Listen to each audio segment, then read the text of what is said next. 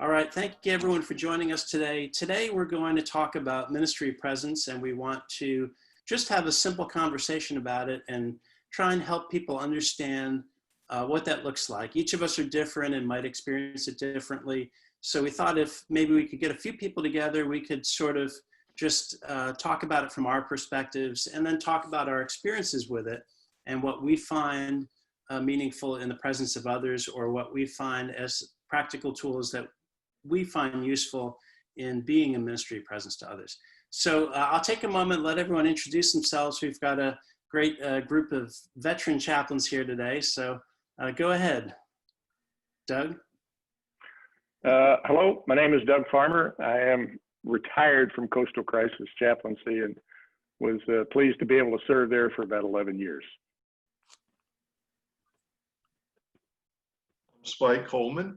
I have served with the chaplaincy for close to 10 years now, and also serve as a local pastor. And I'm grateful for the opportunity to serve our community and to be part of such a marvelous team.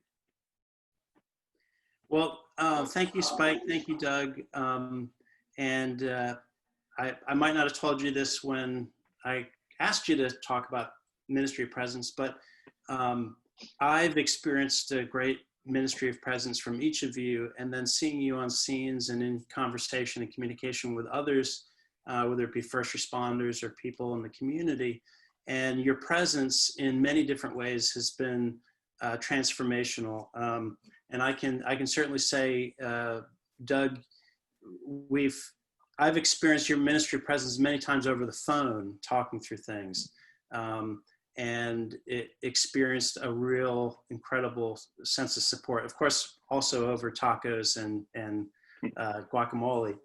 But and Spike, I've experienced your presence in the same way and on scenes, but also I've seen your presence in the community a lot. There's a real consistency of presence at different community events that are centered around healing and centered around social justice and things that are extremely important to the progress of our community. So I think there's ministry of presence can happen in many different ways. Sometimes it's spoken, sometimes it's silent, sometimes it's there. So I just thought, why don't we start by just asking in a secular way, what does ministry of presence look like?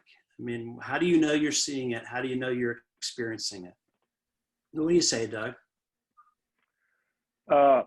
I think that there are two elements to a ministry of presence. The first is the very simple, just being with somebody, either being present in person or on the phone. And unfortunately, you can be present with someone physically, but not there mentally, which goes to the second element of a ministry of presence, which is the total awareness of where you are, who you're with, what factors you're bringing to your current situation, and an ability to recognize that in addition to being there physically, it requires a commitment mentally to be with another person to be considered a ministry of presence. Mm-hmm. Yeah, wow. Spike, what would you say? What really strikes you about ministry of presence? One of the things that we often say in talking with church folks, doctors will say that someone's going to have minor surgery. And, my comment always is minor surgery is when the doctor operates on someone else. And when we are present with people, it's typically a scene where there's been a significant loss. And for this person, this is likely the first time they've experienced such a loss. And to be open to that this is a brand new experience for them, perhaps. And open to how they process that and what it means for them when they are trying to figure that out themselves. It takes a lot of discipline. We can't project our assumptions onto them and how they see and interpret and what the situation means for them. I'm making a few notes as we're talking, just so I can circle back on things. So if I'm looking down, that's what we're talking about. What about the sense of presence in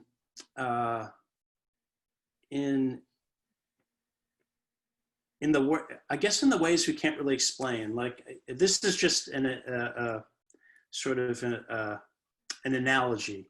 There's that doctor who studied water, and he was able to show that water that was spoken to with positive words had one way of the atoms or molecules or whatever behaving, and then water that was in a negative environment had another. And over the years, people talk about talking to plants. So now I use that as an analogy rather than a scientific example, because I don't know the science behind it. But the sense that the intention that's behind presence. So if we're there in a silent presence, how do you define the intention behind it? How do you define the attention, the intention of the attention, if that makes any sense? So for example, someone is there because they're punching a time clock and they're required to go through a list of questions, versus someone who's there asking the same questions. Their proximity is the same, but their intention and their heart behind it is totally different. How do you understand that that sort of hidden quality of presence? I would say for us, first off, we don't self-deploy. So we respond when called. And typically that's a first responder. Often the first responders will ask a loved one of a person who's deceased or been injured if they would like a chaplain to come. And sometimes the responders call us based on their intuition or their instinct that a chaplain is going to be helpful in this situation. And they may not be sure how, but they trust us to come into a situation, to come alongside someone in their time of need without our own agenda, but to genuinely be present with people to help steady them in a very chaotic, can be chaotic, life-changing experience for them. Yeah. Doug, what would you add to that on intentionality of presence? Are you talking about scene specific? Yeah. Or are you talking about in general? Sure. We'll say in general. Well, I view it a little bit differently in general terms, and I think the comment that was made to me once that sort of turned me a little bit in giving this deeper thought was the spouse of a police officer came up to me and she said, he's just never here. I said, well, I understand that, they have to work long hours. She says, no, that's not what I'm talking about. What I'm saying is even when he's physically here, he isn't here. So when you ask the intentionality question, I think people have a very good, including when you arrive on a scene, people have very good antenna about understanding where your attention is and whether you are devoted to their needs or whether you're just physically showing up. And while I think you have to do both, but if you just show up and spend the first 5 minutes you're there shaking hands and hugging with folks, the family members who are watching that may not be as convinced of your intention to be present with them than might be.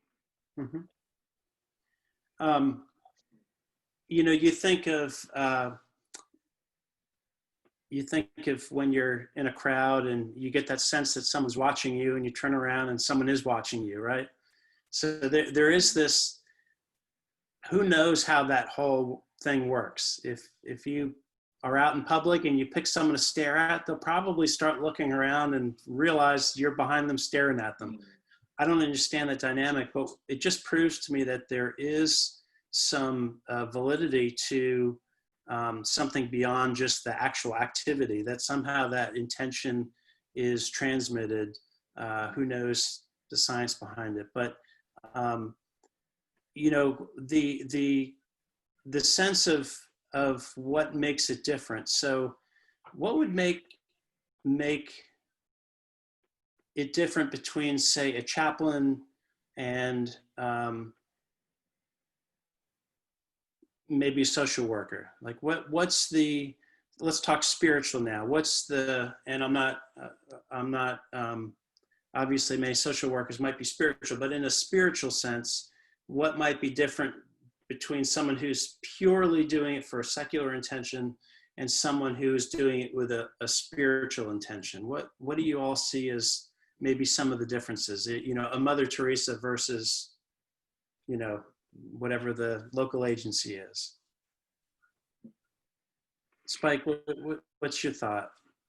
I've had the privilege of working with a lot of our victim advocates. Mhm. And so we have different functions on the scene, but I would not distinguish, we're not in silos, we're on the same team. And Yeah. so while the victim advocates have particular training and serve a particular function on the scene and relate to the loved ones of someone someone who's experienced a loss in a particular way, it doesn't necessarily mean they're not spiritual. My experience is they very much are. Whereas we have a different function. We do not have the same things we can offer folks. We offer something distinctive, and that is to be present with them. We're not part of an investigation or something necessarily like that. We're not going to help them in some practical ways that a victim advocate will as they navigate the system that they now find themselves in. Our position is to be present with them when their ways of knowing and experiencing the world have been shattered, and they may not necessarily know what comes next and may not be able to think in those terms, but to be present with them and have somewhat of a steadying influence by coming alongside them in that difficult time. Yeah. And they certainly know they're not alone. Right. They're not alone, and I think our ability to do that also is enhanced greatly when we can work very closely with the victim advocates and with other first responders. I think that really adds a legitimacy to what we're doing, showing that we have different functions, but we're part of the same team, and that is to really serve and meet the needs of the people we're with. Yeah. Doug, what's your thought on that kind of sort of the difference, secular, spiritual, or the non-difference? I tend to think it's more of a non-difference depending upon a person's mindset or intentionality when they're on scene. I've said a million times, I have watched some deputy coroners be the best chaplains I've ever seen. I've seen victim advocates be wonderful chaplains. I've seen doctors be wonderful chaplains. I think the difference for us is we show up with our name on our shirt, and people put that intentional thought upon us that we are holding space for them to process in a safe way, and that we're there, first of all, as a good human and as somebody who understands the questions that they have, the why questions. So I think it goes to intentionality and certainly not just assigned responsibilities. I'm thrilled if they see me as a good human first and a good chaplain alongside that. And I would hope that we recognize all of those who surround us on scenes or that we go to support on scenes who also view their job the same way. Yeah. You know, if I can back up for a second and add one thing. Please. Yeah. I think there is a difference. I think it's more difficult for police officers to be chaplains on scenes because once they have left the duties of being a police officer, it's hard for them to go back into that because there's always a power imbalance, so to speak, for them. So I think it's unfair of us to expect police officers to be able to help us step into that role. Yeah, it's almost like a balance between the role and the intentionality and which one is the most prominent. And for a police officer on scene, safety and investigation and all that are the most prominent. For us, the intent. And, you know, in thinking of that, you know, in trying to process it in a binary, siloed kind of way, it probably comes from a thought that I bring God into the scene rather than, and I'll turn over to you, Spike. You were saying that before, that, we actually meet God at the scene. He's already there waiting for us in the situation. And maybe we, the police officers, the victims advocates, social workers, whoever's there, we're all part of what God is doing, hopefully, right? Could you speak a little bit about that kind of shift of perspective? And Sure. I think it's dangerous for clergy or chaplains in their situations to think that they usher in God's presence into a situation, be it a pastor visiting someone in a hospital, or visiting someone in their home, or a chaplain showing up to a scene when we've been called. It's healthier, I believe, and more theologically sound to recognize that God is already there. And that is in the long run, a great comfort to those who are there as they think about their loss and what their loved ones experienced, to recognize that God had not forsaken or abandoned their loved one in their last moments, or with their survivors, or to recognize that God is with them as well. And their presence is a witness to that. And we don't have to convince them that God is there. We just have to embody that through our ministry of presence as a witness to them. In the way we primarily do that in the way we care for them. There's this distinction between the words we use or the way we do what we do. And a lot of times we talk about the analogy of the road to Emmaus, and from my Christian faith tradition, Jesus is walking along the road and explaining the scriptures, and they feel that their hearts were, powerfully warmed and that kind of thing. But they don't really recognize it's Jesus until he breaks the bread. And that happens a few times in the scripture, the sense that it's more the way, and part of, I think, that intentionality is it's the way we express the words we believe in, maybe that kind of thing. Doug, could you talk a little bit about the way, in a sense, that the difference between, say, doing and being, or words, and the intentionality of maybe even silent attention? Okay, I actually think that starts on the way to any call, because as I'm going to the call, I'm processing in my head, what was I told the call was, what do I know about it? I find myself forming expectations, but I think it's also good to start examining myself as to where I am, what has been occurring in my life that day, what difficulties may I be experiencing, what do I know about the particular call? Have I been on one like that before? Was I impacted by it? It's terribly difficult to go on calls where children have been hurt or killed. All of those are factors that I believe that we have to process on our way to the scene. And I think it's like layers of an onion. Once we start looking at each of those, the only way we can truly prepare ourselves is by emptying ourselves. It's not a question of getting more tools. It's a question of getting rid of the things that are going to stand in the way of us being intentionally present and mindful while we're there.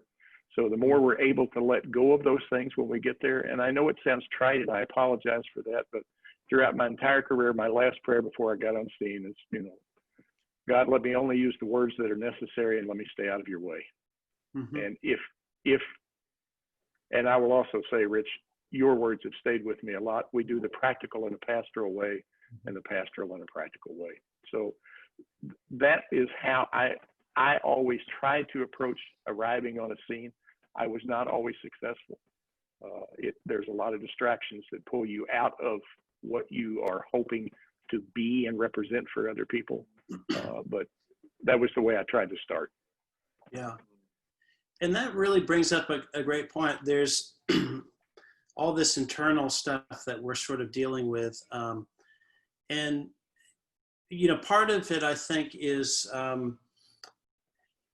seeing God in the other, seeing God in the situation, and then representing God to the other in comfort and assistance and that kind of thing.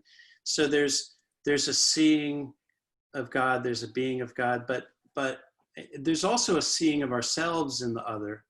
And sometimes that's some projection from past experiences or what happened earlier in the day. And that tends to get in the way. And how do you approach your ministry of presence with that unconditional positive regard, where you are receiving the things that remind you of yourself and the other in a way that you're compassionate and understanding? That takes some inner work way ahead of time to be able to see the things maybe you dislike in yourself happening in someone else or their situation, and to be receiving them with compassion, or to recognize the positive things that might be happening with gratitude. And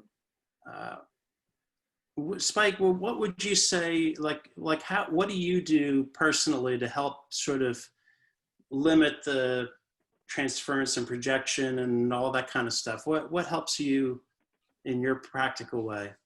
There is, like Doug said, an awareness of what we're going through, where we called it 2 a.m. And part of that means just waking up and being alert. Or is it in the afternoon, thinking about other things we have to do that day? There's this process of emptying, but also anticipating as well. And I find that when I prepare, I don't assume that I'm right, but I find that my anticipation basically puts me in a position to be alert, because I also always assume that there's a lot going on in a situation that I know before I get there. And even while I'm there, I always assume that there are things I need to pick up on, to look for, to listen for, and to be. So that's really part of it. Like Doug said, the emptying, so that I can be attentive and alert and as fully present as possible. Part of that is recognizing that we have shirts that say chaplain. And a lot of people really don't know what a chaplain is. And because of the style of the shirts, they assume that we are in some way connected to law enforcement. And so often we have to explain that, or they may have other assumptions as well. They may have had prior experiences with chaplains, sometimes positive, sometimes negative, and they're going to project that onto us. The same may be true with their congregations, if they're a part of a community of faith or not. Some of those experiences will likely be projected onto us, and we need to be ready to listen, to be present with them without feeling that we need to be defensive or apologetic, but really need to validate, where they are in this moment and what are their needs, and how can we be fully present with them in the midst of what they're going through. Yeah. It reminds me a bit of negotiator training, where they talk about emotional labeling. And I know it's sort of simplifying it, but until you label the experience or the emotion, you can't really get beyond it with folks, right, in that context. But in ministry of presence, there's this sense that until we acknowledge what is and allow what is to be what is, allow God to be who God is choosing to be in that moment, as opposed to what we might wish, or allow people to be experiencing what they're actually experiencing, without minimizing it or distracting them. People feel like you're running them through a process if you don't stop and sit with them. Doug, I'd be curious what you think that means, to be able to sort of stop and sit with someone in their pain or in their experience. What does that look like for you?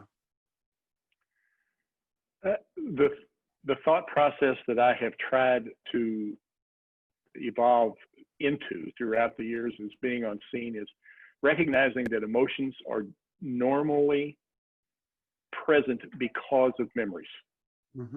So what they're experiencing, the hurt they feel, the loss of control they feel, the the hopelessness, all of that is based on memories of any other loss that they've ever had before and all the experiences that went with that. Mm-hmm. So if I learn to not take it personally, if I learn to accept the fact that they are merely projecting all of the memories that they're trying to process now in the new environment they find themselves in, once again, probably, that it's not personal, it's not about me. If I wind up reacting as a me instead of being a person who can hold space for them to let them experience their own emotion, I'm always going to respond to them in a way that's suiting my needs and not theirs. Because I'm always going to try and get from them what I think they should want. So it is an emptying of self that allows them to be where they are, and for us to recognize the truth of it and to bear witness to it. And I will say, Rich, that's a talent that you have that I hope you can pass along to everyone who works with you on this scene. Is your ability to be present with people in painful times is a gift. I find a lot of times that it ends up being silence. Right. And for me, I didn't learn it through CPE. I've never taken CPE. I learned it, I think, first through watching other chaplains and seeing the way what was of impact. But I'm also a musician, so in playing music, and I play jazz, in playing music, you're listening to the emotional theme, you're listening to the structure and the order, you're listening to call and responses, and all of that is very important. Well, that's natural social language when you're talking or whatever, right? But I think the part of, as a drummer, you tend to want to play all kinds of stuff, but they'll always tell you play as little as you can. So the way you really learn is by playing as little as you can and then responding to what people put out there. And a lot of times I find that, listening is like that on a scene, is being able to sit with people in their silence and not interject a word, but to listen until whatever their thought or idea has come to full fruition. And then you might paraphrase it or acknowledge it or whichever, but you're trying not to get in the way of that thought development or that emotional, and that can require a fair amount of silence. If we're talking about silence for a minute, what are some practical things you do to help yourself remain silent, or to make your silence intentional, if that can mean anything? Pay attention to my body language. How's my body feeling, and how does whatever, is my back tight, or painful? Am I sore in some place, and how am I holding myself in light of that, and how might that be misinterpreted? And then just to breathe calmly helps me be present. Just to be attentive to what my body language may be saying to some folks that may be very different than what I'm intending. So we may sit next to someone who's slumped over, and we may sit and mimic that body language and be with them in that space. Or maybe we might feel that what they need is a sense of stability and hope at the moment. We might sit straighter up and in more of an official posture, or we might make adjustments like that. I think of one thing I've heard folks say is they'll pay attention to what the people are paying attention to. So if they're fiddling with their tissue and they're fiddling with something like that, which is common, they're folding the tissue over and over that they're crying into, that you pay attention to that. Or you hold a piece of paper in your hand and do something similar. So they feel a sympathetic kind of body language. Doug, what would you say, what works for you? What are some of your tricks of the trade in silent presence? I will start by saying they were not gifts that I had when I first started. Mm-hmm. Learning to be present with people was a process for me.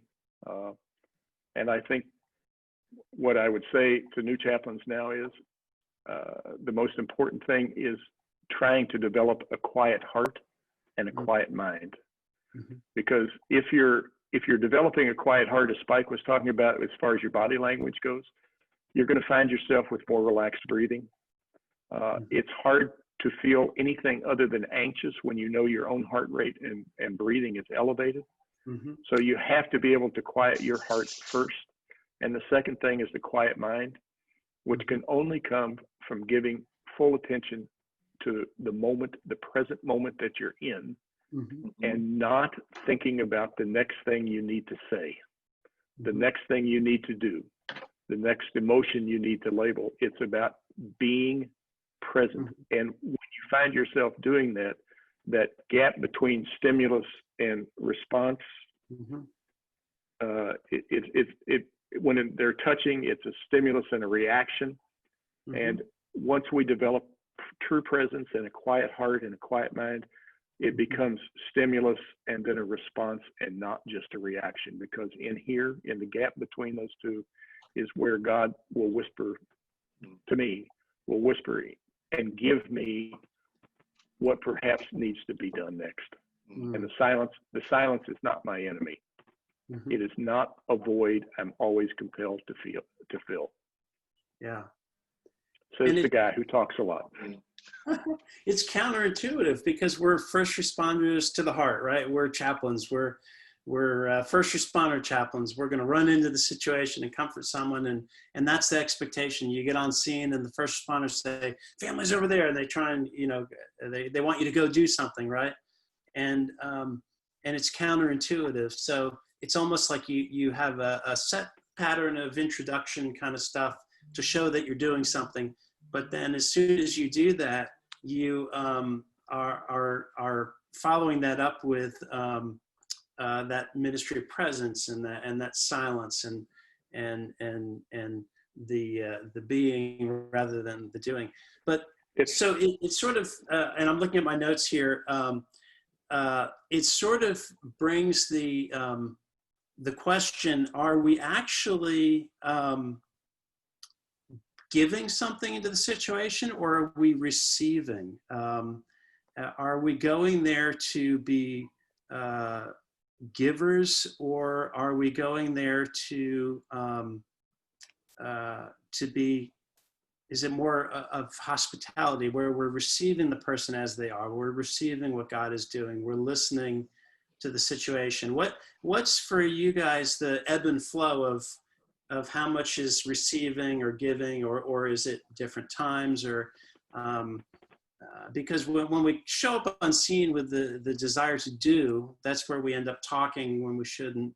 But if we show up with a receptiveness, it makes it a little different. What Spike, what would you say your experience is of that balance?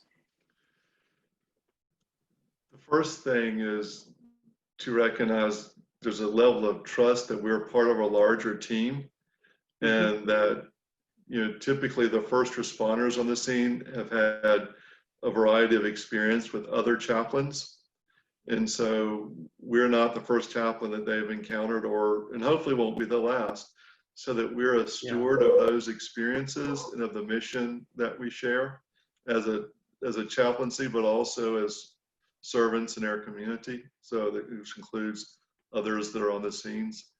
And so that awareness that we're part of something much larger than ourselves.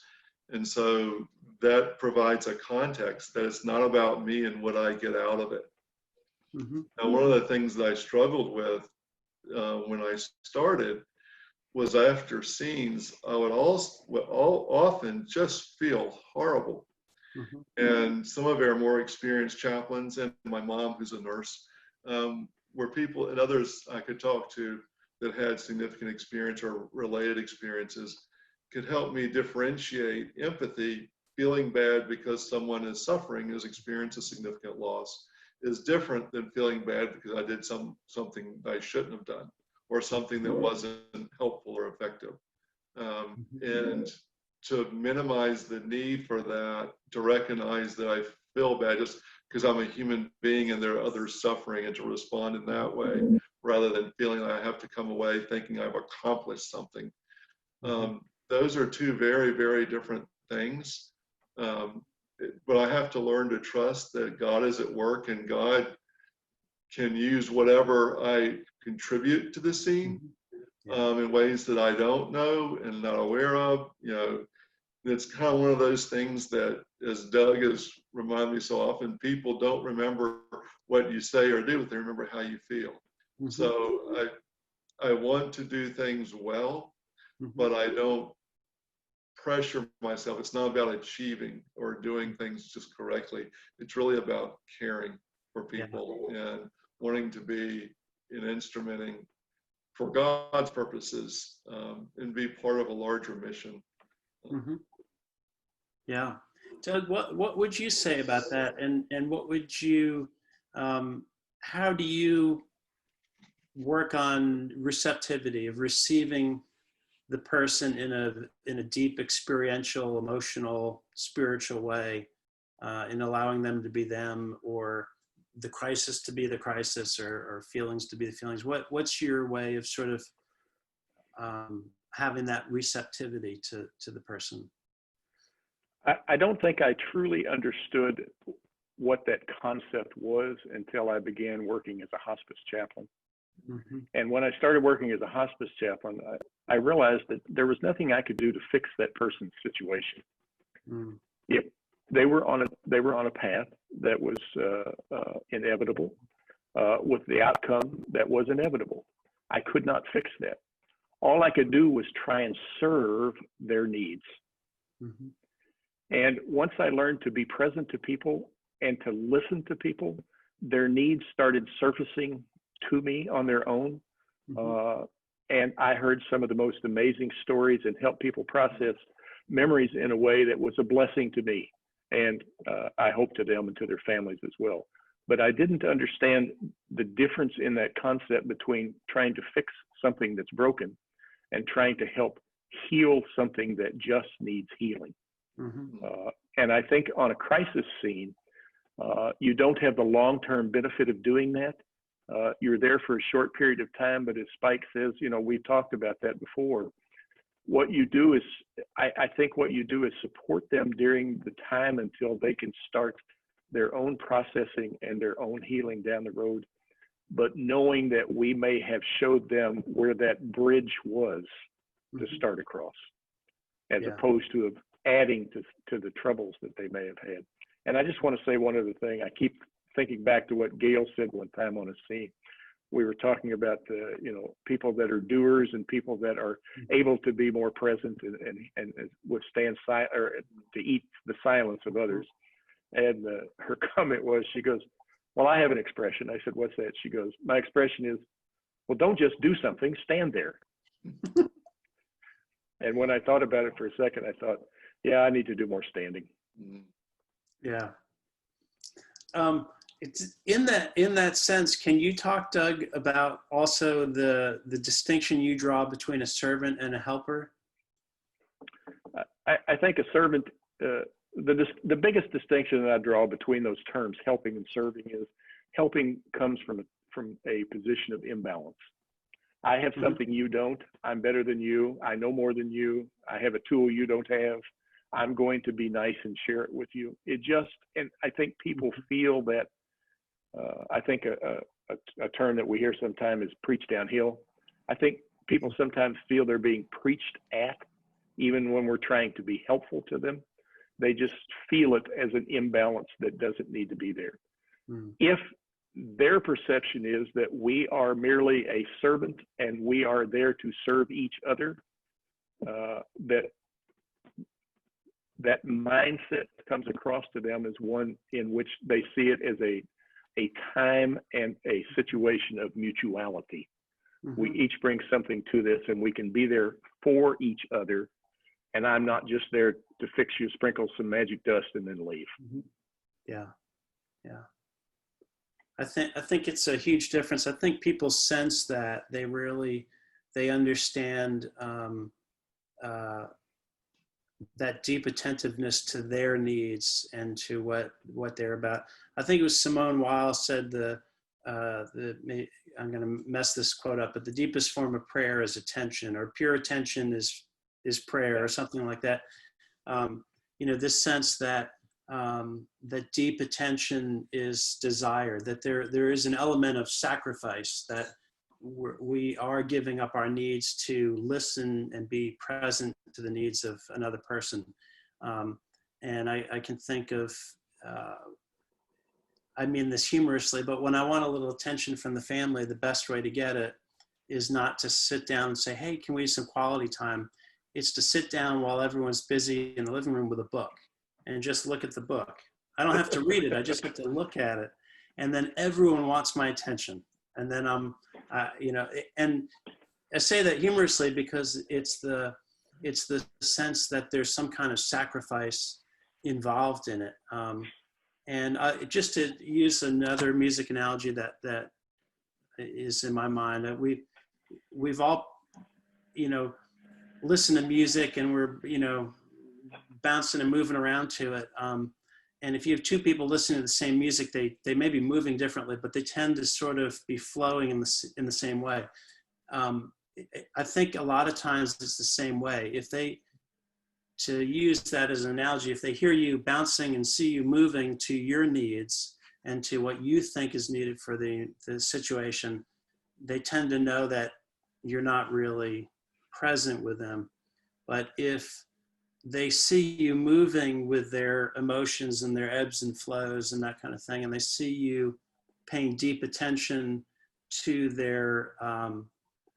what they're going through in the moment, they can feel that. They know you're both listening to the same song, and the more intently you listen, the more they sense that. So I think a lot of it is this, deep sense of that there is some sacrifice involved, that there is some stepping out of your world and completely stepping into theirs. And if you guys don't mind, just talk for a minute about being present with people and where is the line where maybe someone's spiraling out of emotional, out of control emotionally on a scene, or where is the line where you sort of are present and listening, and maybe you need to sort of bring some structure in or bring them to another set of needs. Where's the balance in there? What would you say, Spike? I think to keep people safe is important. I think of a scene years ago. There was a traffic accident. 2 young men were killed, and Bill Youngblood, another of our chaplains, was there, and he requested a second chaplain, so I went. And it was on Qualley Road, and there was concern by law enforcement and others that because so many people were coming, that they could be injured, because this was at night on a very busy road. And so one of the things that we did is we helped them get inside in a place that could accommodate a crowd of 100 people, where they could be present with one another, where they could process their loss, and then later the coroner came and talked to family members, but they needed a safe place physically where they would not get hurt. So that's one way. Another, if it's raining and I have an umbrella, I've given away a lot of little umbrellas on scenes. Another one, we were in a hotel following an event, and there was someone who was very distraught, and we were elevated somewhat, and there was a railing, and I just positioned myself between this gentleman and the railing, just in the off chance that he might fall and not be cognizant of what he was doing. I wanted to put myself in there to give him a safe place to grieve, without trying to tell him how to do that, what to do, but also trying to keep him from falling over. Yeah. And so those are some of the ways. And then I remember once I was with another chaplain on a scene, and two people about got in a fight, and they didn't, because I and another person encouraged the people to walk in opposite directions from one another. They were both hurting, and their emotions were just raw, and that was just not a good. That would have made their experiences that night much worse had they've been allowed to fight with one another. So we kind of intervened and then let them vent, and it wasn't that they were necessarily mad at one another; they were just upset about what was going on. And I imagine you probably provided some stability there, where all the sense of order in their whole world might have just been shattered. Right. Here you are sort of restoring a little bit of order and security or safety, however. While at the same time validating their emotions and their frustrations and anger and all that was pent up there. And as Doug mentioned, that a lot of this comes from previous experiences. So there's a lot there that was there that's just being called forth in this moment. And so how do you allow them to do that safely? Yeah. Doug, did you have any thoughts on that?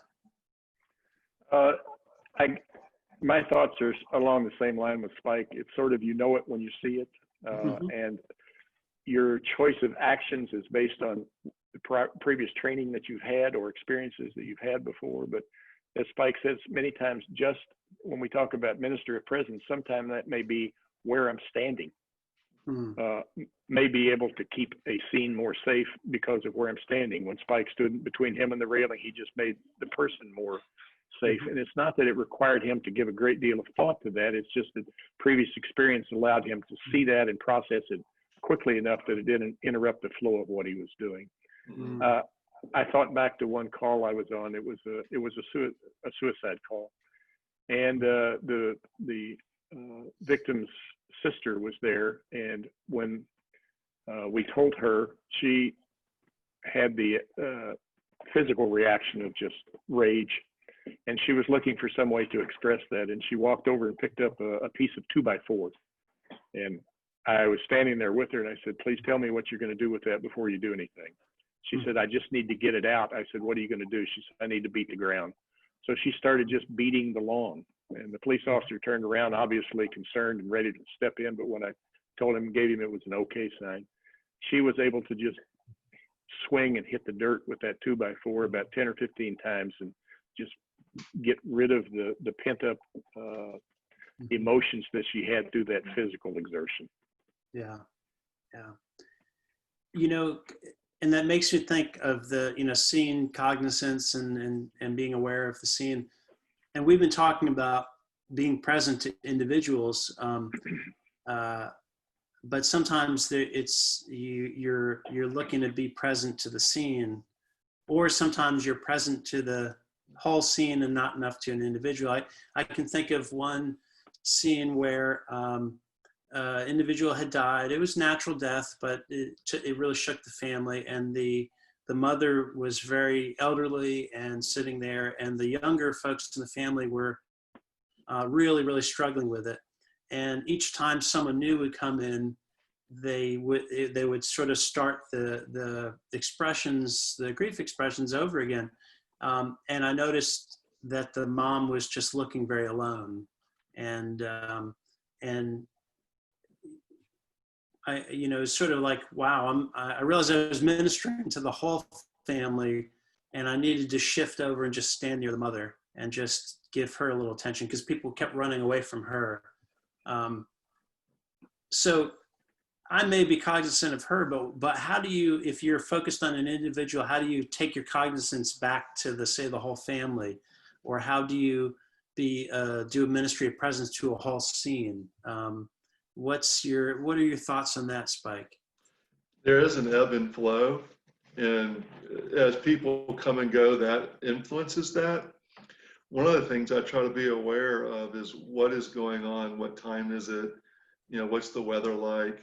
We were on a scene where 4 individuals were killed. It was a tragic scene, and it was a warm Saturday afternoon. And there were probably about 1,000 people, 800 to 1,000 people on the scene. And you just know that in this scene, there are going to be people there who are diabetic, and there are going to be people there who need water. And so, sometimes, I've been on scenes where the firemen, they have lots of snacks and things to help people they're always ready.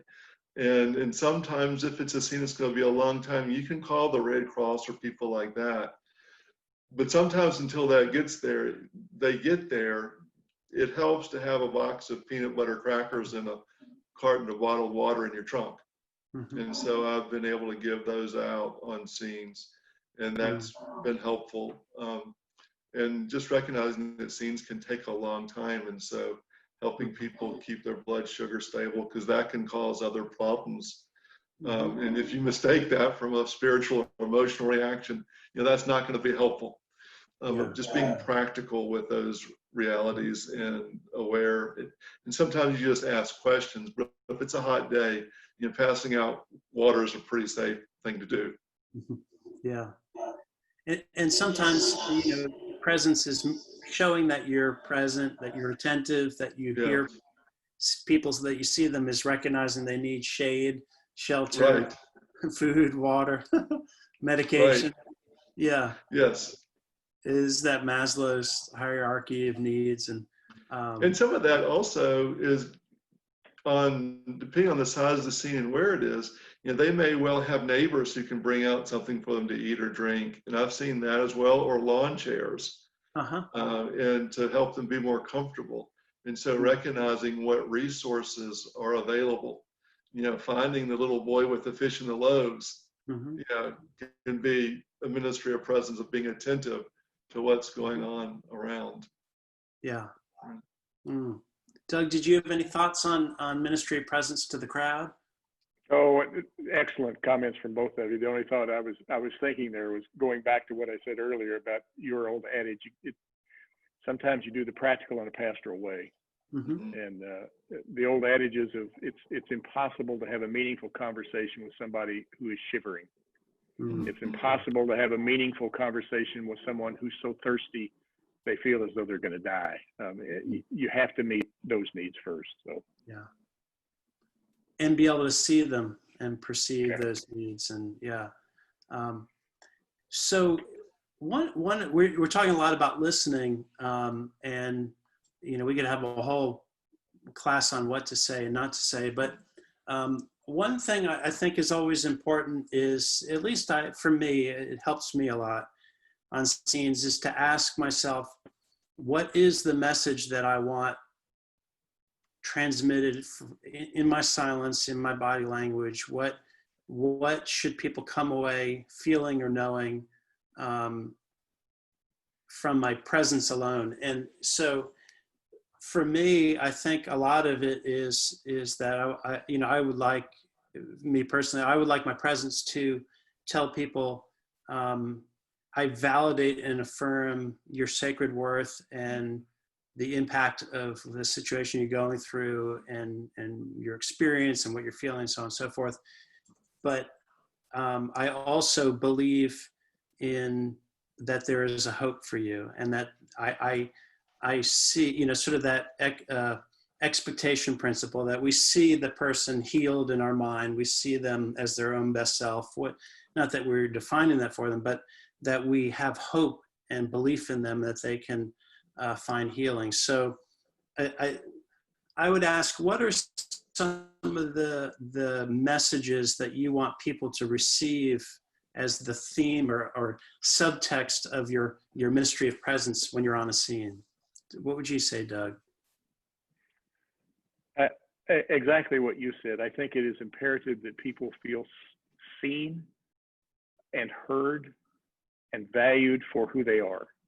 And not to be trite, but if they don't understand that we are there to support the adage that everyone matters or no one matters, then we have not been the chaplain we should have been. To help people feel as though someone was there who saw them, felt their pain, walked with them for a period of time, and left them with more hope than they had when the incident began.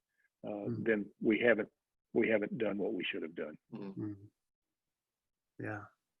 What would you say, Spike?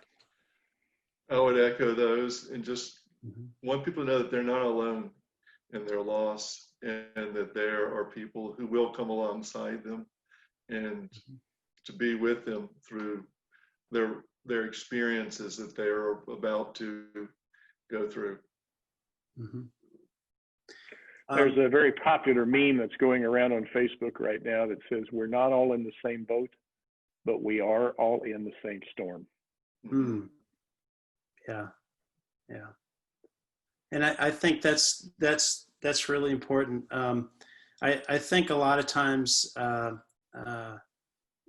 one thing that sort of connected it, ministry of presence for me. Well, two things. I'll just really briefly.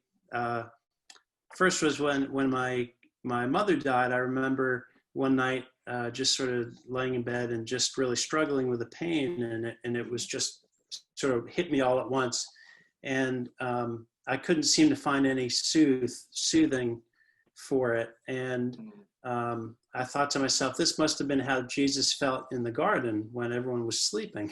I happened to be in bed and my wife was sleeping next to me and I didn't want to wake her up. And I thought, what did Jesus ask of them? He asked them to watch and pray, just, to just watch him and just pray with him. And so, in my mind, the only thing I could do was, sort of imagine myself as a disciple and go over and sit down next to Jesus in the garden and just sit with him. And that to me was what helped me through that moment. And the other analogy that I think of too is after the Emmanuel tragedy, we had a service in Emmanuel AME, and there's a mural of Jesus on the cross, and then there's one disciple holding a cloth and catching his blood and fluids as they drip out from his body. And as I meditated on that and sitting there, I thought to myself, that's really what we do as chaplains. We're catching the pain, the experiences, the life that's people feel is just dripping out of them and being lost. And that person recognized that God's blood, in a sense, shouldn't be squandered and just dissipated into the ground. It should never be lost. It should be valued and seen as sacred. So I think as we're on scenes or anything in life, and we're in a sense like that as chaplains, we're catching people's pain and their tears, and we're holding it with them and showing that those things aren't something that should be just disintegrating into the ground, that there is value and sacred worth, within their lives and experiences. And I think a lot of us have different models or visions of what that might look like. As we sort of wrap things up, what might be a model or a way you're looking at presence, or something that really resonates with you, that you'd like to sort of leave whoever's listening in with as sort of a little nugget for them? Spike, what would you say? How would you sort of encapsulate your understanding of presence? I like what Doug mentioned earlier about emptying ourselves. I think that is hugely important, and we have to be self-aware and honest with ourselves in order to do that, to recognize that whatever training, experience, privilege we have, or access going in to a scene, because we do have access on scenes, that those are granted to us for the sake of others, not for our own benefit, and to be a faithful steward of those opportunities and the calling that we share. Yeah. Doug, what would you say? I would say that Spike put it perfectly. Mm-hmm. If we know ourselves, if we're able to empty ourselves, if we're able to prepare ourselves through prayer, if we arrive on a scene, making it about the needs of those we have come to serve, as opposed to help. If we are able to have that as a model, to know ourselves, we're going to be there to serve and not just try and meet our own needs. Because if we do that, we will find ourselves trying to fulfill a role that we're not sure has been defined yet. Mm-hmm. Yeah. So true. So true. Well, thank you so much. I really appreciate it. I've certainly really enjoyed talking about this and just hearing the different perspectives.